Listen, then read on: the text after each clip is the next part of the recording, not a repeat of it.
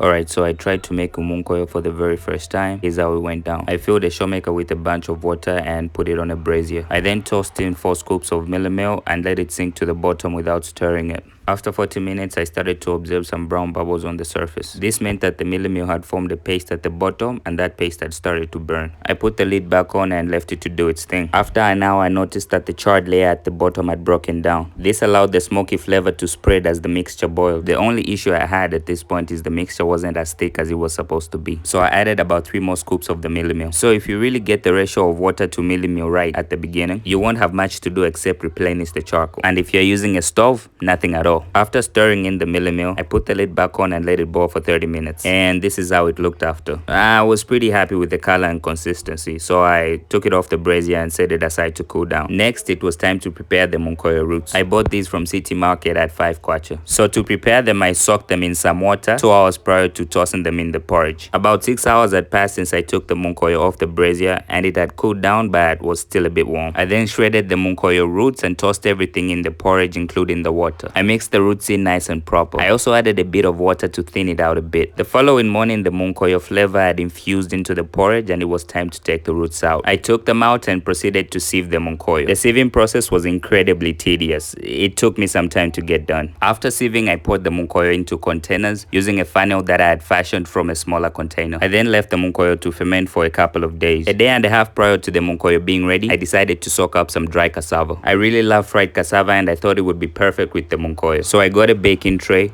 added the cassava and poured in some water until it was completely covered. You can use whatever container is available to soak the cassava. On day 4, the UMUNKOYO had fermented to my liking and the cassava was nice and soft. I broke the cassava down into even pieces and sprinkled some salt on all sides. I poured some oil in a pan and when it was hot, I added the cassava. I fried until it was golden brown on one side, then flipped it to fry on the other. I like my cassava super crunchy, so I make sure they get that deep brown golden color. When all sides had fried perfectly, I took it out. I then decided to boil up some fresh groundnuts as well because why not? I boiled them up until they were cooked to my liking. I like them a bit on the undercooked side. I then poured the UMUNKOYO in a big old beer mug and added some sugar. I stirred it thoroughly and chugged. The UMUNKOYO turned out amazing. It had that super satisfying classic smoky flavor. In terms of consistency, it wasn't too smooth, it wasn't too grainy, it was well balanced.